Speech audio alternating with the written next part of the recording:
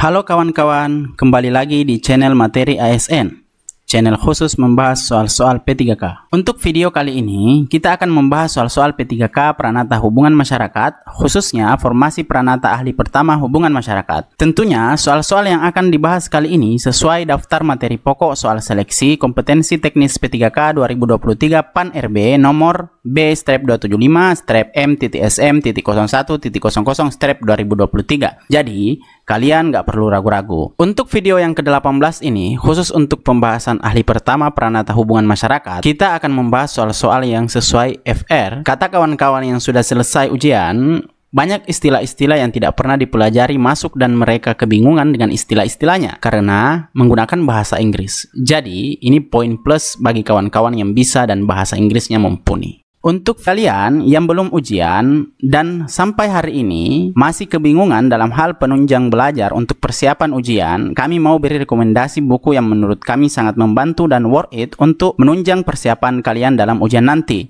Untuk linknya silakan cek di kolom komentar. Sebelum masuk ke soal-soal, jangan lupa subscribe, like, dan share sebagai bentuk support kalian untuk channel ini. Nomor 1. Menurut Suprawoto, ada perbedaan antara humas swasta dan humas pemerintah. Berikut ini yang merupakan bagian dari humas pemerintah adalah A. Operasional humas merupakan upaya untuk membentuk citra perusahaan. B. Ada sebuah produk yang diperjualbelikan. C. Yang menjadi fokus perhatian dan stakeholder. D. Operasional humas selain upaya membentuk citra organisasi, pelayanan juga memenuhi hak masyarakat untuk mendapatkan akses informasi dan berkomunikasi. Jawaban yang paling tepat adalah D, yaitu operasional humas selain upaya membentuk citra organisasi, pelayanan juga memenuhi hak masyarakat untuk mendapatkan akses informasi dan berkomunikasi. Nah, penting untuk diketahui bahwa perbedaan humas dengan humas pemerintah menurut Suprawoto dalam bukunya yang berjudul Government Public Relations, Perkembangan dan Praktik di Indonesia, halaman 54, yakni teman-teman bisa melihat di tabel berikut. Nah, ada bagian humas, dalam hal ini humas swasta, ada bagian humas pemerintah. Nah, humas berada di luar pemerintah, sedangkan humas pemerintah di dalam lingkup penyelenggaraan negara. Dalam arti luas meliputi eksekutif, legislatif, yudikatif, dan lembaga negara lainnya. Di dalam penyelenggaraan pemerintah atau arti sempit, humas pemerintah hanya di eksekutif saja.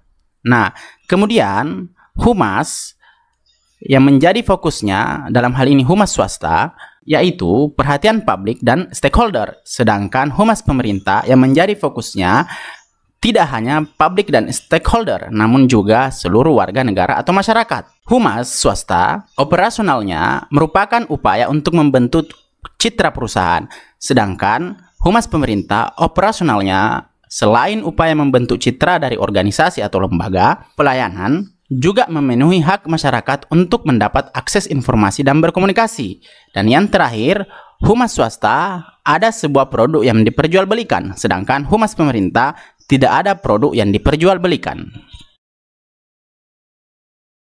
Nomor 2. Berikut ini yang bukan tujuan humas pemerintah menurut Mordechai adalah A. Public reporting, B. Public education and public service campaign, C. Using the public as the eyes and ears of an agency, D. Semua jawaban benar. Jawaban yang paling tepat adalah D, yaitu semua jawaban benar. Penting untuk diketahui bahwa tujuan humas pemerintah menurut Mordechai sebagai berikut. Nah, yaitu media relations, public reporting, responsiveness to the public, increasing the utilization of service and product, public education and public service campaign, seeking voluntary public compliance with law and regulations, using the public as the eyes and ears of an agency, dan yang terakhir, increasing public support.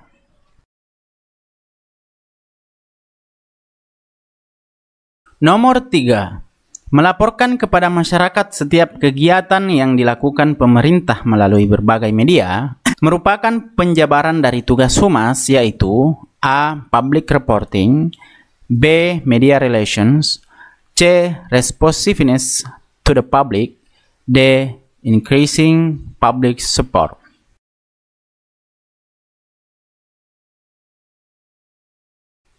Jawaban yang paling tepat adalah A, yaitu public reporting. Penting untuk diketahui bahwa public reporting merupakan bagian penting dari tujuan humas pemerintah, yakni melaporkan kepada masyarakat setiap kegiatan yang dilakukan pemerintah melalui berbagai media, baik media tatap muka, cetak, elektronik, maupun media baru seperti website. Oleh sebab itu, seluruh media termasuk website dan media baru lainnya harus dikelola dengan baik sebagai media informasi dan komunikasi bagi masyarakat. Humas pemerintah harus memastikan hal ini berjalan dengan baik. Nomor 4. Humas melakukan kampanye kepada masyarakat wilayah Gunung Semeru bahwa tidak boleh membuang sesuatu yang dapat menimbulkan api secara sembarangan karena sedang musim kemarau. Hal di atas merupakan tujuan humas, yaitu A. Increasing public support, B. Seeking voluntary public compliance with law and regulations, C. Responsiveness to the public, D. Public education and public service campaign. Jawaban yang paling tepat adalah D, yaitu Public Education and Public Service Campaign. Nah, penting untuk diketahui bahwa Public Education and Public Service Campaign merupakan tujuan humas pemerintah, di mana humas pemerintah juga harus melakukan pendidikan dan kampanye kepada masyarakat. Sebagai contoh, pada waktu musim kemarau, di wilayah tertentu seperti di pinggir hutan dikampanyekan tidak boleh membuang sesuatu yang dapat menimbulkan api secara sembarangan, sehingga dapat menimbulkan kebakaran hutan.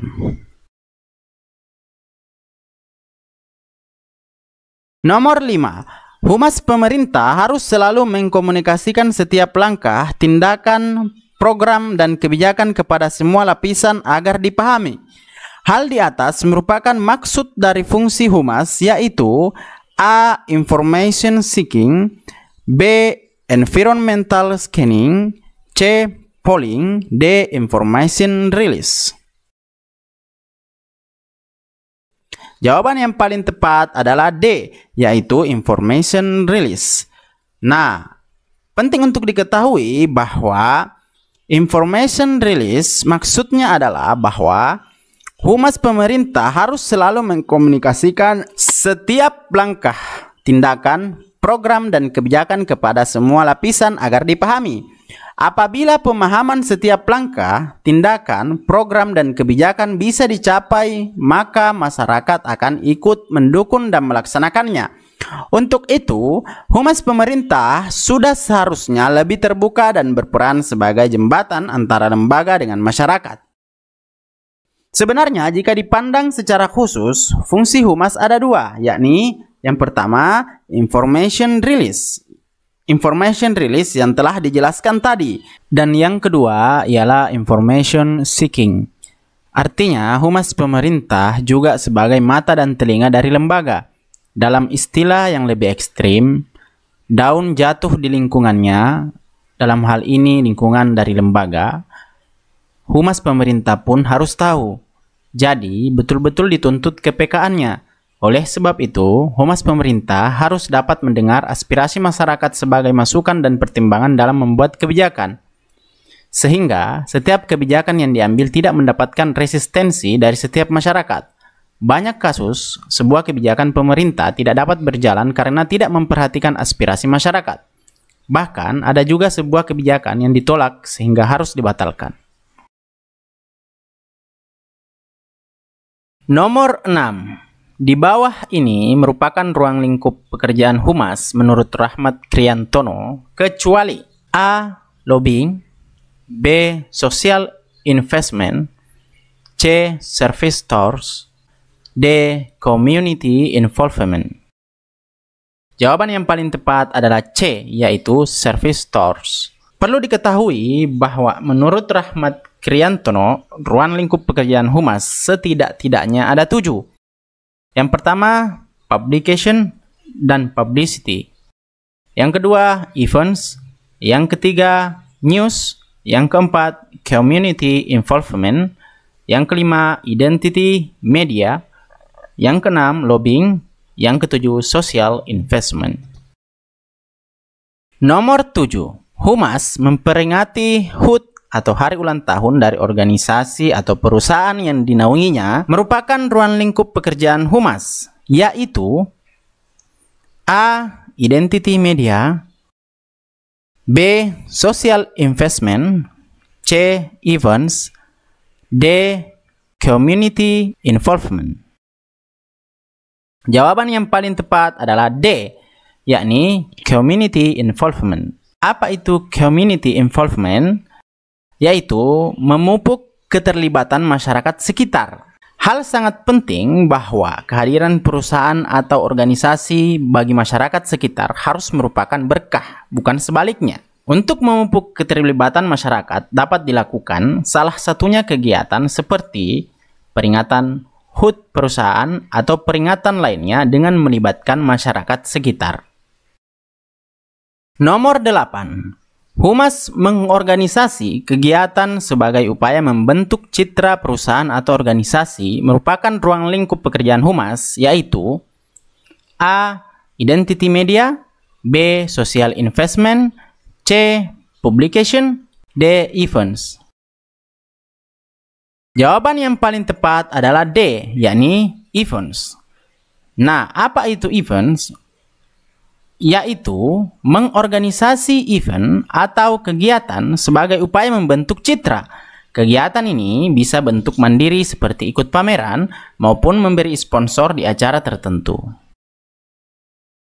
Nomor 9. Humas membuat program bantuan untuk peduli bencana merupakan ruang lingkup pekerjaan humas, yaitu A. Lobbying, B. Social investment, C. Publication, D. Publicity.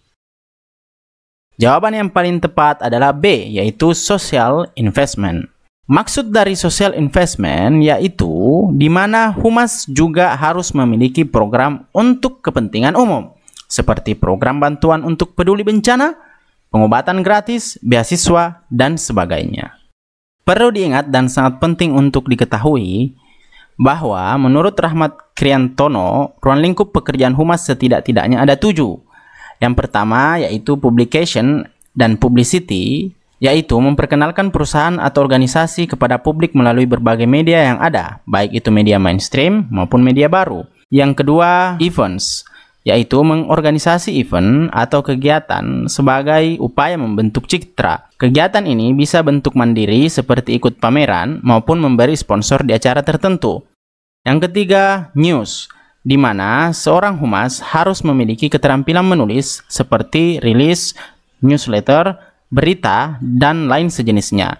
Yang keempat ialah community involvement, yaitu memupuk keterlibatan masyarakat sekitar. Hal sangat penting bahwa kehadiran perusahaan atau organisasi bagi masyarakat sekitar harus merupakan berkah, bukan sebaliknya. Untuk memupuk keterlibatan masyarakat dapat dilakukan salah satunya kegiatan seperti peringatan HUT perusahaan atau peringatan lainnya dengan melibatkan masyarakat sekitarnya. Yang kelima ialah identity media. Maksudnya bahwa pekerjaan humas adalah membina hubungan dengan media karena sangat penting untuk memperoleh publisitas melalui media, dan juga sebaliknya bahwa media perlu humas sebagai sumber beritanya.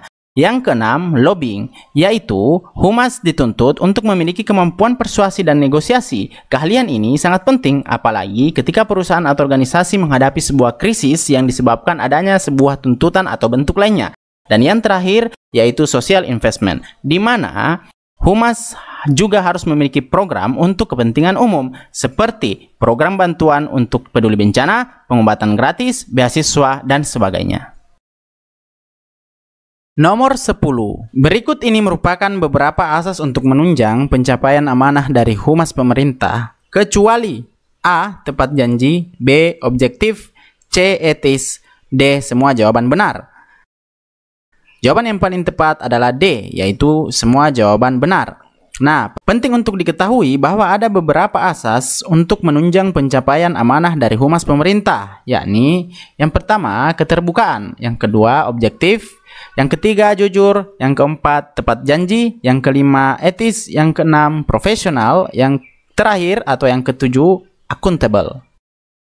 Sekian pembahasan soal-soal untuk video kali ini. Sekali lagi jangan lupa subscribe, like, and share. Semoga bermanfaat. Thanks for watching.